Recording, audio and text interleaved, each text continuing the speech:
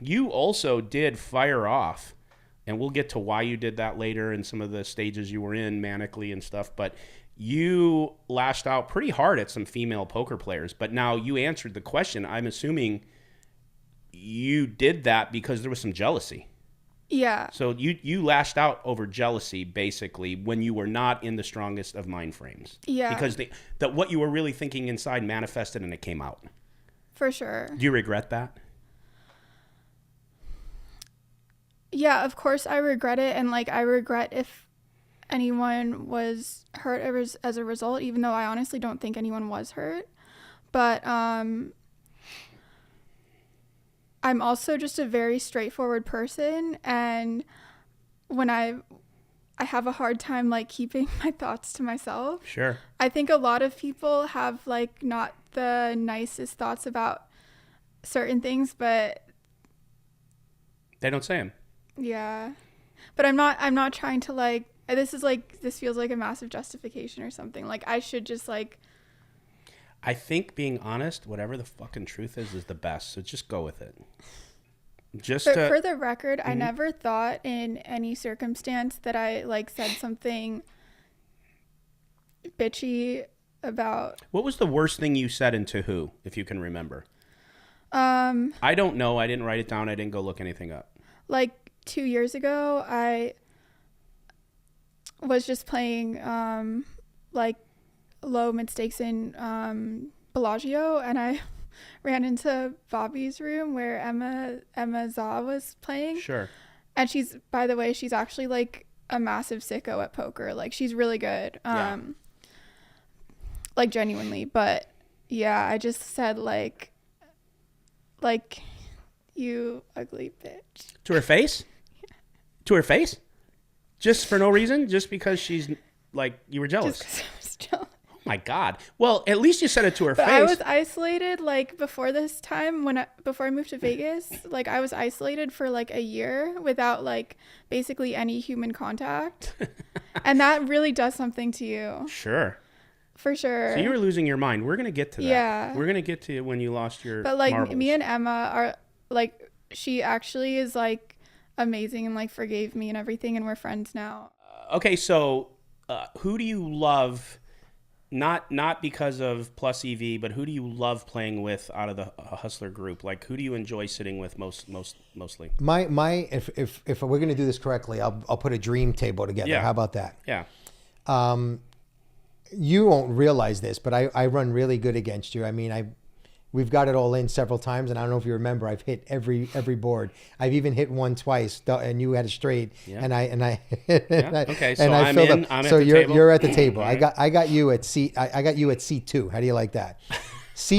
The infamous feet. You C2. can't win if I'm in C2. I want you at C2. Okay, I want all the conspiracies. All right, I love got it, Nick. All right. Seat 1, I put Andy. Seat 2, I put you. Seat 3, I put Garrett. Seat 4, I put Alan Keating because he's just fun. So you want to play with killers? Oh, I want to play with killers. Okay, go on. Alan Keating. I want Ben because I'd love for him to just bug out on me like he did on Ron. Would be, shut the fuck up, Ron. You know that thing. That would be hilarious. and then I would go. Let's see. There's so many people that really, I mean, if we can get back some of the pros, you know, I would want to get back like a David Pete because I thought he was fun on the show during the time. And I'd like to get an Ivy and Dewan, you know? So, I mean, if I had my choice to sit at a table, eliminate one of them to put me in, that's my round table. But do you eat differently when you're playing to keep your mind more clear? Or because I know exercise makes you feel more clear. It releases so many different things in your body. But is diet a factor for you too? Because a lot of real serious poker players are very serious about what they eat, especially when they're playing. Yeah. So the one thing I didn't talk about when I was being vulnerable and talking about my different treatments and all that, one of the treatment facilities I was at was actually for an eating disorder. That's been like the largest thing that I've struggled with is eating disorders. So what type? All of them. Okay. The gross kind, the clean kind. Yeah, like all of them. I've had bulimia where I purged. I've had bulimia where I took diuretics. I've had bulimia where I over-exercised. I've had anorexia where I don't eat for a month. I've had, Jesus. like I've had binge eating disorder matter with where you? I don't, it's just, I get it. You're my trauma.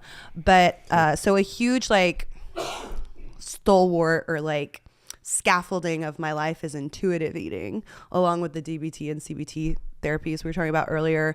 And intuitive eating, you just like, it's again about mindfulness and staying in the moment. So my meditation practice is absolutely invaluable. Good. And started when I get unregulated, I forget what the word is.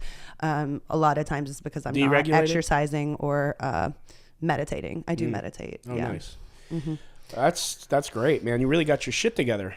I try. That's good. I try. But yeah, with intuitive eating, it's just a matter of like checking in with your hunger fullness cues and trying not to have like good foods or bad foods. And because I've had like forms of bulimia and anorexia where I like write down every little thing that I've ever had, I don't think it's very like useful or safe for me to be tracking macros or calories or whatever, just because I've had an abusive relationship with that in the past.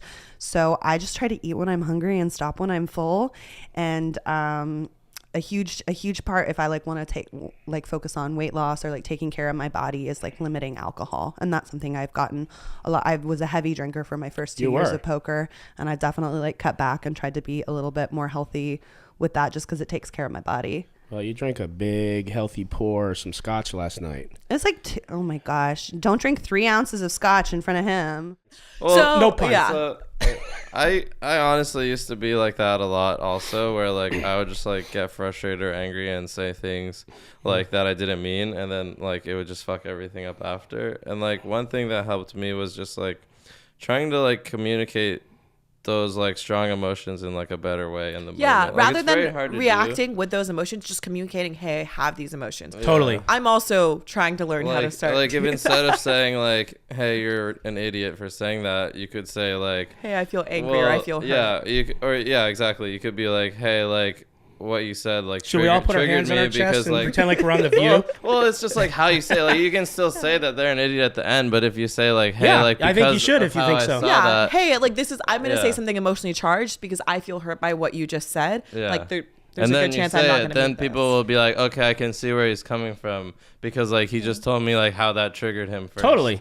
Yeah, it's hard to do. Us as humans have the two, when we have fear, whether it's physical fear or social fear or whatever, it's fight or flight. Exactly. Or freeze. I go I go right to fight. Yeah, me too. Before I even put anything, and that's even in person.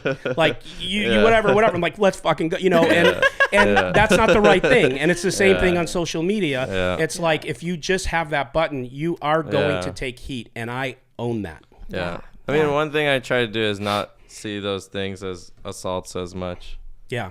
Like, yeah. If you just see them as like... I have blocked 80 million people, so I think I'm safe. So. Yeah, that's fair too. But there's always more trolls. You can't block them all. You can't block them all. They're all I'm so afraid even to say something. I put up a post that said, I put up a post yesterday. And there's new ones being born every day. All it said the trolls are having troll kids. I put up a post that all it said was pick your friends, like something paraphrasing, of people that will fight for you if you're not in the same room with them. It's something like that. Like, sure. People that will defend you when you're not there. Yeah. Mm-hmm. And even that got trolls. Well, no one will have to defend you if you weren't such a scumbag.